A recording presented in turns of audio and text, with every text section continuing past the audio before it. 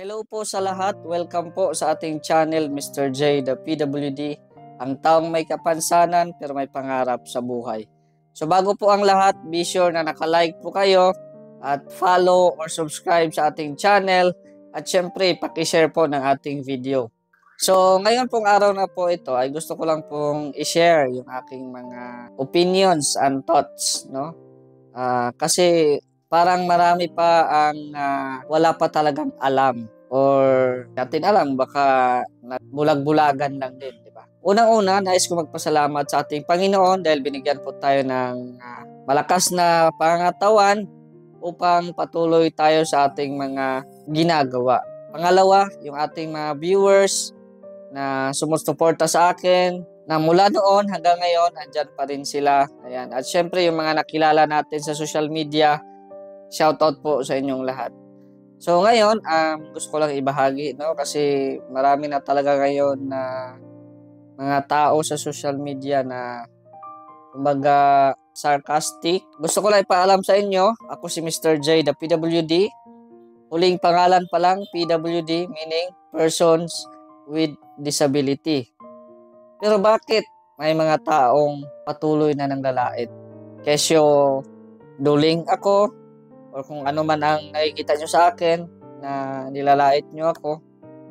Bakit ganun? Ang sa akin lang sana, before you judge, tingnan nyo po muna kung ano yung nakasulat dyan or kung ano ang nakikita nyo sa akin. So nakikita nyo naman po na iba ako sa inyo kasi mga normal naman kayo eh. Ako, normal din ako.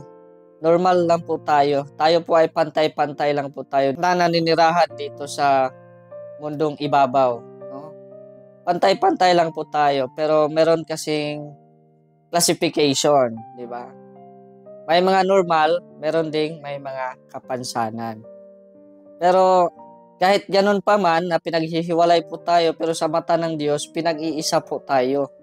Kaya nga, ibig sabihin nun ay pantay-pantay lang po tayong lahat dito na naninirahan sa mundo.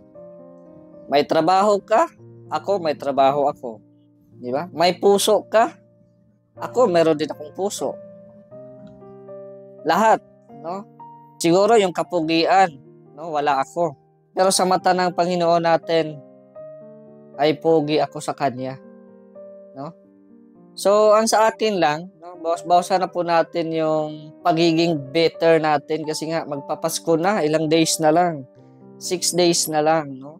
Magpapasko na. So, give love on Christmas Day. Hindi lang sa Christmas, no? Kundi sa lahat ng oras, sa lahat ng araw, taon, no?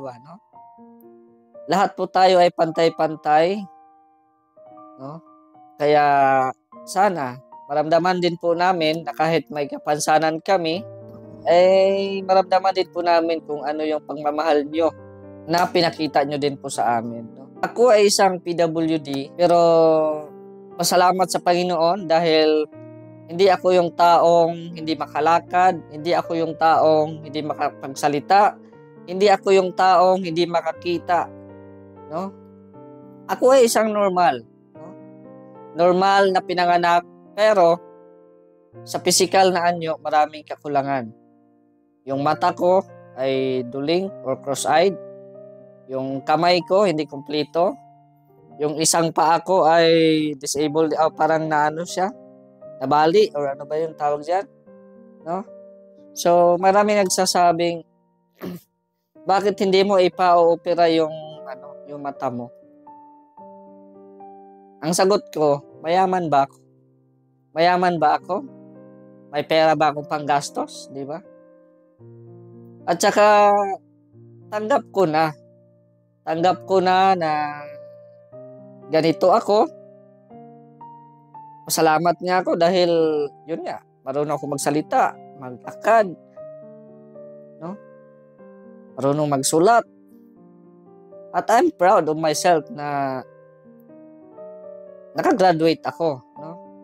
Nakagraduate ako ng education, pero hindi pa ako sa ngayon nagtuturo kasi nga mas na-enjoy ko pa ang ganitong setup.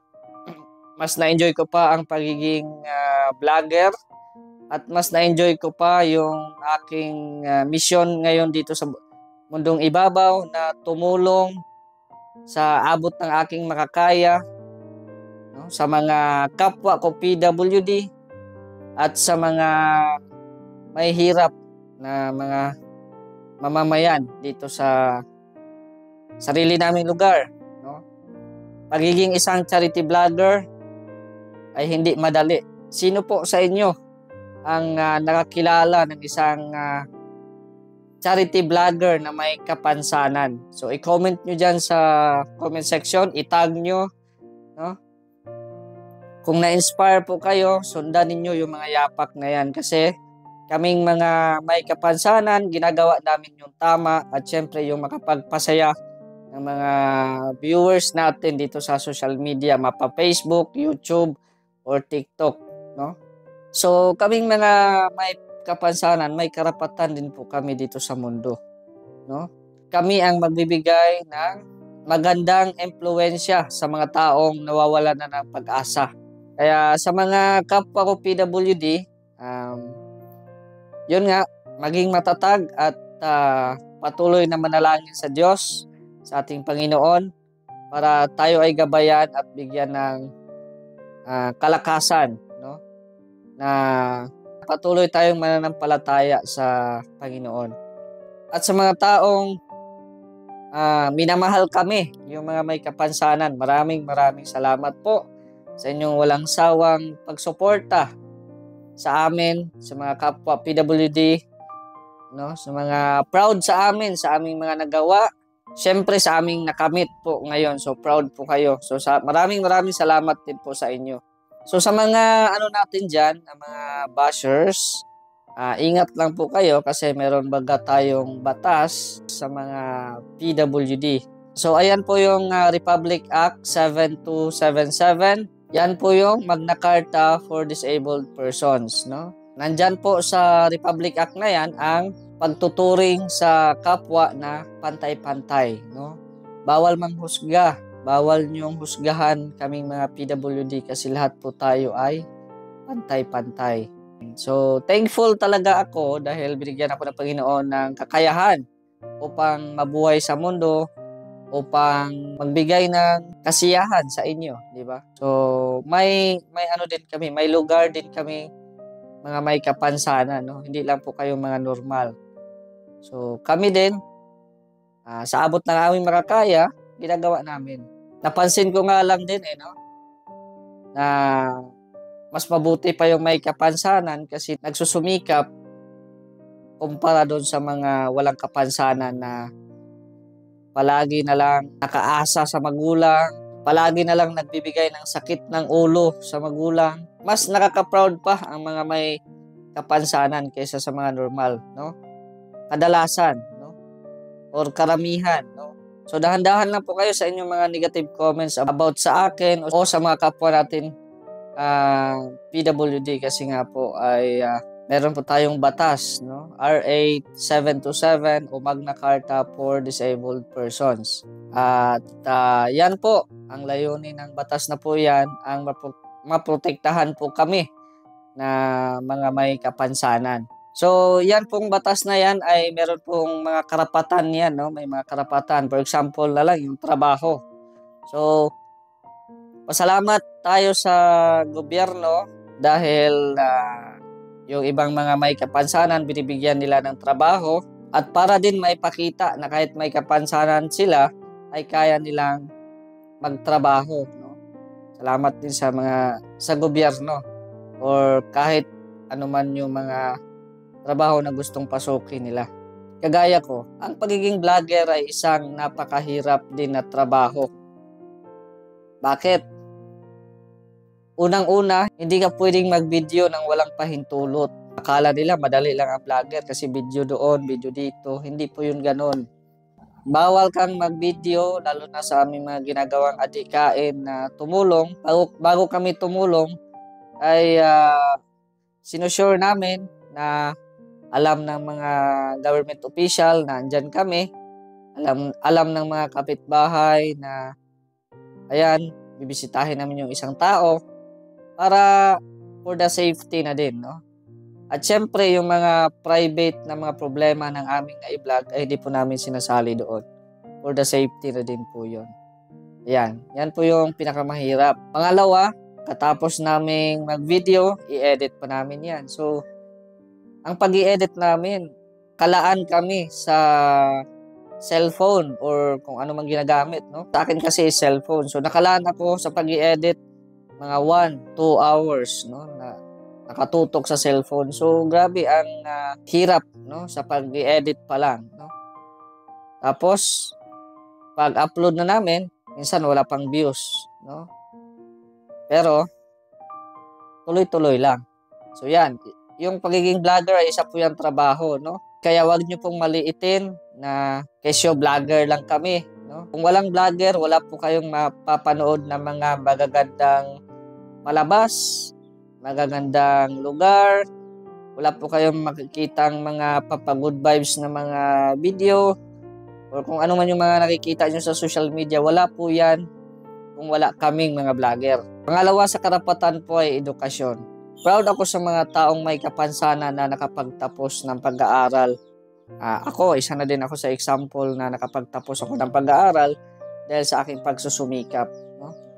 Kahit may kapansanan po tayo, ay tuloy lang po tayo sa buhay. At syempre, manalangin sa Panginoon. No? Kalimutan natin yan. At tiyaga at sipag. Kung ano man yung status ng ating buhay.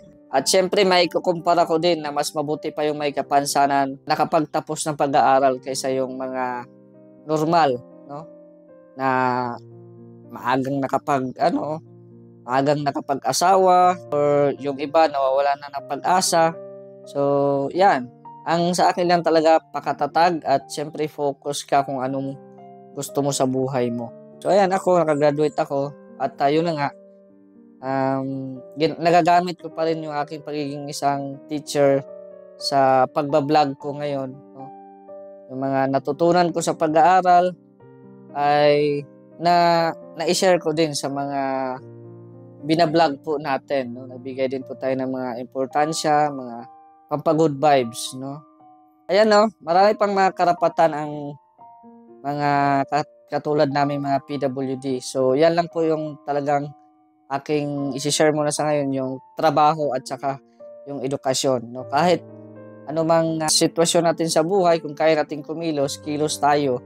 Focus lang talaga sa goal po ninyo. So, sa mga sa mga solid supporters, maraming salamat sa inyong lahat. Thank you very much. At sa mga, yung mga bashers po natin, love lang po, no? Bago po tayo mag-comment, ay alamin muna natin kung ano yung mga nakikita natin para di po tayo masangkot sa kaso. No? Kasi meron po tayong kaso ngayon na Magna Carta for Disabled Person, Republic Act 7277. So, yun lang. At advance Merry Christmas po sa inyong lahat. Please, i-share nyo po itong video na ito para mas marami pang ma-inspire at tumangkilik sa ating mga ginagawa. So, God bless po. It's me, Mr. J, the PWD, ang taong may kapansanan pero may pangarap sa buhay. God bless. Thank you so much.